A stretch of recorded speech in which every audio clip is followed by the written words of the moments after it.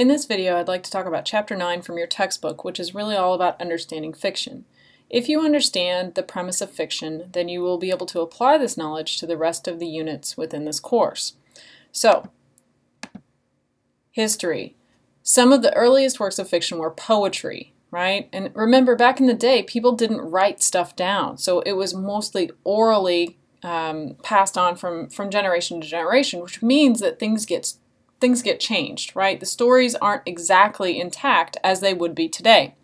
Additionally, when Gutenberg invented the printing press, we had this opportunity for a lot more people to have accessibility to, this new burgeoning idea of literature.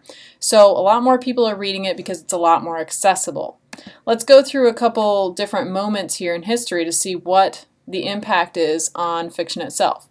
The Renaissance is literally this rebirth, and this is a time in which everyone was writing. So you can imagine that that created some issues because not everyone is writing good stuff. They're just writing, and they want everybody to be able to read them. So it created this huge amount of writing that wasn't necessarily awesome. One of the best things that came out of the Renaissance is this notion of a series. So you would have people who would write little bits at a time, and it would be published as they went. People really got into it. It drew people in. Additionally, as everyone is writing, they're also increasing their reading. So it's a great thing just for society in general. More people are reading, more people are writing. And just as a visual, this is what those type of people were looking like. In the 19th century, there's a shift to manners. Suddenly, it's not that everyone is writing, it's that certain people only are writing, especially the middle class. The middle class are talking about not only the complexities of their society, but also how you should act and react in society. And of course, that is going to lead more towards realism. Whereas the Renaissance, you had the man on the white horse galloping up to save the damsel in distress. In the 19th century, it was far more realistic, right? You still have relationship issues, but certainly they're just not the same. This is a picture from that period of time, so you can kind of see that there's still a division. Certainly, it's not something that we would identify with today, but yeah, we're developing, we're growing. In the U.S., really there's this boom of historical fiction, things that are based on moments in history, and yet they're fictionalized, like the Scarlet Letter. Certainly social themes are something that we're concerned about with our fiction in the U.S., Uncle Tom's Cabin. And then certainly there's also this push towards modernism. Now that the old times are gone, where are we going from here, right? What will we do now that we've lost what we understood to be true? I've given you the front piece here from Uncle Tom's Cabin, and I love the subtitle, Life Among the Lowly. And it really shows you the way that American thought, and in large part, was driven during the time. The short story itself, which is what we're going to be focused on in this first unit, it emerges from these folk tales and fairy tales. Now, back in the very first slide with the history, I suggested that many of these things come from poetry. It's completely passed down from oral tradition. Absolutely the case with the short story as well. There's a strong emphasis on the moral or the lesson. There has to be some moment of growth here. They're very straightforward and concise. Most of the stories that we read are very short, and that's purposeful, right? That's what a short story is supposed to be. Again, these are developing with the serial publications. Edgar Allan Poe is probably the first person to really capitalize on this. And he's notorious for having commented he didn't always know where he was going. He would publish, he would get comments, and then figure out where he was going to go next. All right, we cruised by Aesop's Fables there, but certainly that was a moment where you could get a lot of different fables out of that, and it grew into a lot of other stories. If you think about it, a lot of the themes from our current stories are actually holdovers from previous stories.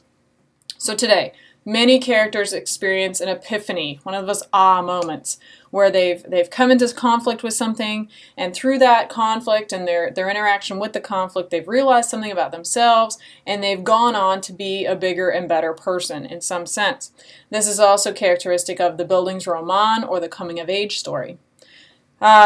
Short story today uses very limited space to develop characters and plot in a specific setting. All of those things are so important. Setting, characters, plot, style, conflict, all of these elements play in.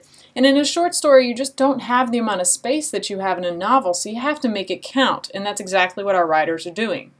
The reader's challenge is to analyze the choices that the writers made. In a short story, a writer very infrequently has the opportunity to do things willy-nilly. In fact, the writer has to really assert him or herself to say, this is what I'm going to do, in a way that doesn't say, this is what I'm going to do.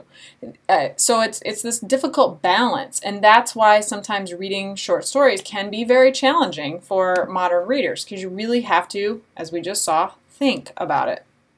Hemingway's Hills Like White Elephants is a great story, I think, to start with. It relates back to this idea of he's an expatriate, right? He's an American expatriate after World War I living in Paris, and he, of course, is Ernest Hemingway. And he's got this kind of sketchy background personally. I love to look into the author's backgrounds because I think it does give you kind of a window into where they're coming from. So he's a volunteer ambulance driver, which can either be incredibly heroic or just incredibly stupid, right? It's kind of one way or another. He claims that he's injured by like this act of heroism in rescuing someone, but his biographer ends up finding out that he was actually just sort of hurt when the mortar shell exploded next to him. So he's kind of told this lie throughout his life. He wants to be really heroic. He does win the Nobel Prize for Literature. Eventually, he does take his own life, which is unfortunate. Unfortunately, it's kind of characteristic of a lot of American writers. But in any case, perhaps this reflects back on some mental illness that he had, and maybe the idea that he just didn't feel like he ever really lived up to expectations. You know, he wanted to be a war hero, and when he wasn't able to do that, you know, perhaps he fabricated the story. So, in Hills, we've got a man much like Hemingway, you know, may have been during the time, an American expatriate, right? Somebody who's living overseas, trying to find himself, not exactly knowing where to go or what to do. And that's really the premise for so many short stories. You start off with their protagonist. We don't know what's going to happen. We don't know where the person's going to go. And through the course of the conflict and, you know, different avenues, different events that the character has to go through, we are able to ascertain more about the direction of his or her life. We come to some sort of conclusion, if you will, about what's going to happen next. This is a picture of the Valley of Ebro, which is the area in Spain. So it kind of gives you an idea where the Hemingway story is set. So that was chapter 9 in a nutshell. Just a super quick overview. I usually spend about 45 minutes in class doing this, so I've been trying to clip along through it here. Certainly I'm going to suggest that you look at your book carefully, make sure that you understand everything, and if you have questions, by all means, make sure that you ask them.